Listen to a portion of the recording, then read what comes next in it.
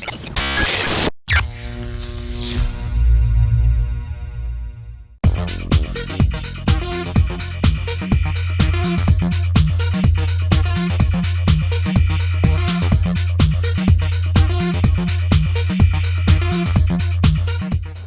guys, Rick from KS USA here. Today we're going to go over how to service your KS seat post.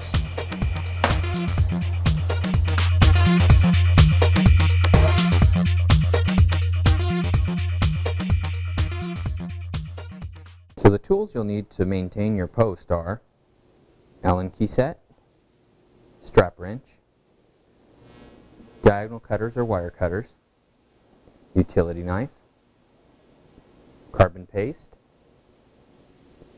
zip ties, KS post paste or equivalent, degreaser, lint-free cloth,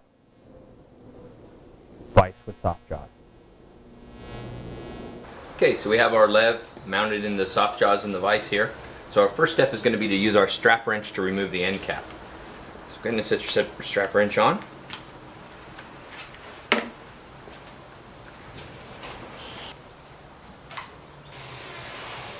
Next step is to go ahead and remove the cable from the actuator. You're going to push the actuator in slightly. You want to rotate or roll that barrel so that it will unhook. Use a little bit of electrical tape, or masking tape works too if you have it on hand. A rubber band will also work. And you want to tape this in position. Next step, take your strap wrench.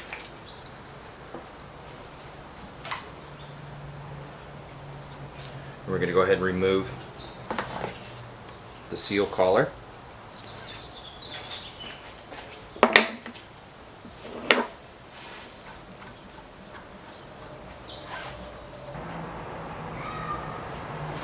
Okay, so with our strap wrench, we're going to go ahead and tighten this on the shaft.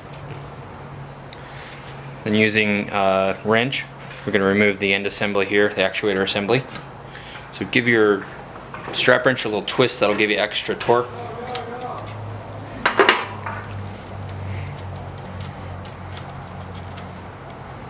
Remove that and the piston, set that aside. When you take this shaft out, take note, there's a short side and a long side. The short side goes towards the top of the post, the long side goes towards the bottom of the post. So when you put this back together, it's important to make sure that you get that in the right direction.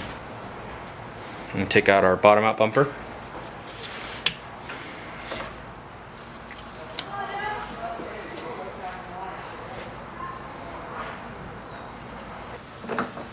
Okay, our next step is to go ahead and remove the cartridge assembly. Go ahead and set the shaft aside. There's 3 copper bushings here. Be careful you don't drop those or lose those. And we're going to go ahead and use the utility knife to remove those. Okay, so if during the maintenance you found that you have a worn or damaged cable, we're going to show you how to replace that at this time. With a 3 and a 2mm Allen, you want to remove the barrel. Now if you have a cable that's completely broken and this is no longer in the post, you can omit this step. That barrel is going to come off. We have a second barrel up here in the cable anchor. I'm going to go ahead and pull that out. And again we're going to use a 2 and 3mm Allen to take these out.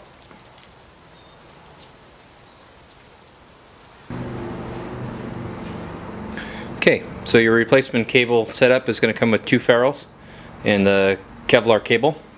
So first thing we want to do is go ahead and install one of the ferrules on one of the ends of the cable. Okay, so we're going to take our new link cable, install the end ferrule,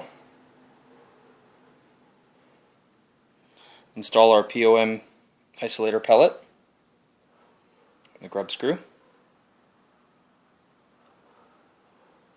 We want that cable not to protrude out the end, so make sure that the cable stops flush here at the end. And with our Allen wrenches, we go ahead and tighten the grub screw. and you want to tighten this down to 2 Newton meters.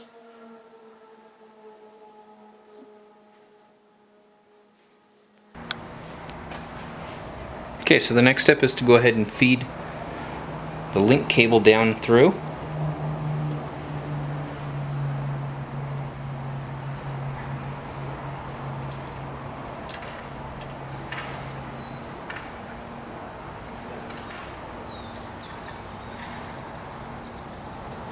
Okay, now it's important to make sure that this goes in straight and lines up.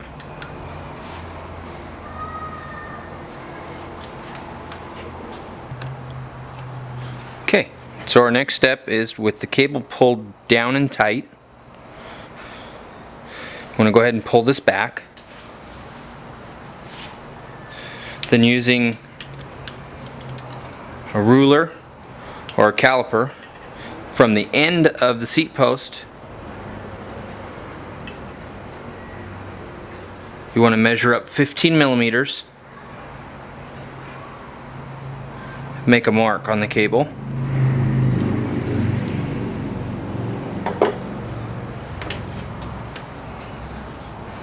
So our mark is here. Okay, so now we're going to go ahead and put the cable ferrule on. Line that up with the mark that we made at 15 millimeters. We're going to put the isolator pellet inside. And take our grub screw. Install the grub screw.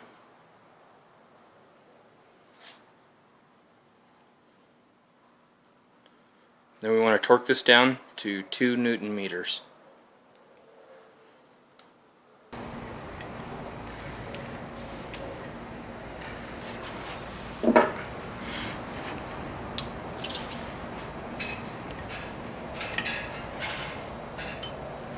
Okay, now our last step is to trim the cable.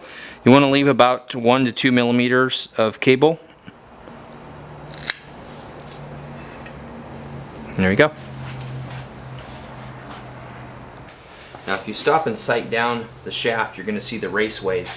There's one raceway that lines up with the cable system here, and you want to make sure that your cable goes inside there. So now we're going to go ahead and put the cartridge assembly in.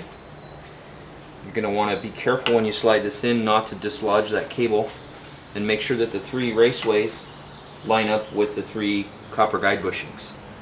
And go ahead and push this through. Our next step is to put in the push rod. You can put a little dollop of grease on the end of this, and then we're going to put the actuator assembly on.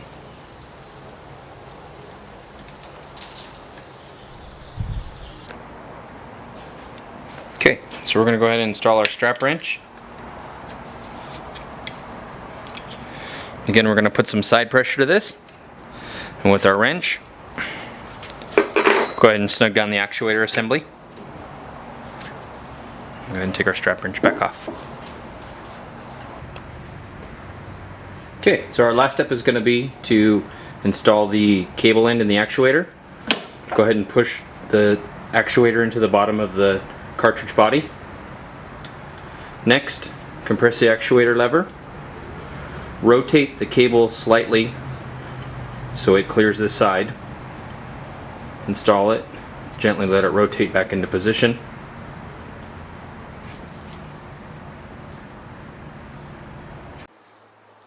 Okay, so we're going to go ahead and thread our end cap in.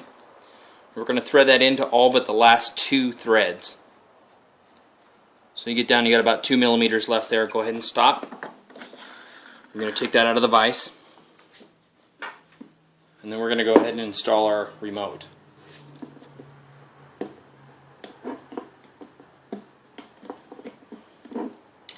And we'll go ahead and compress the post down. Install it back in the vise. And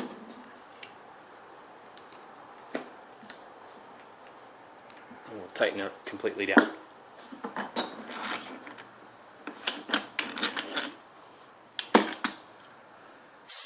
Okay, the post is ready to reinstall on the bike.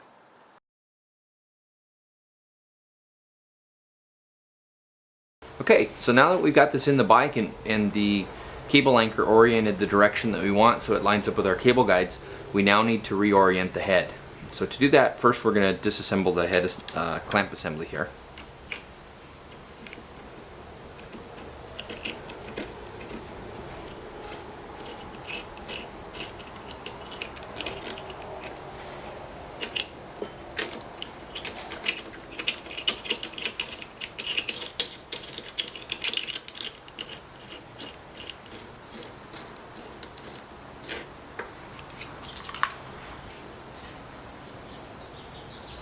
Okay, so with the clamp assembly off, we're going to go ahead and remove this cap and the cradle. And inside is a shredder valve. So we're going to use our shock pump. Install the shock pump on.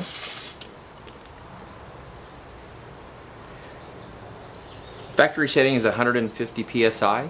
You could put anything from 100 to 250 psi in. So if you want to add pressure, go ahead and pump that up with your pump.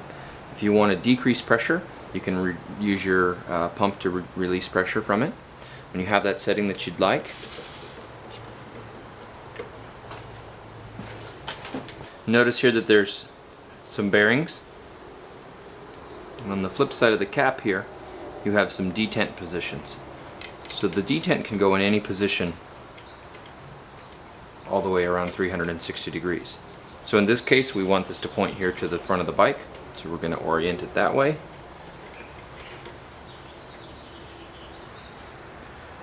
We're going to thread in our cap. Okay, so now with the cradle oriented forward, we'll go ahead and reassemble our clamp.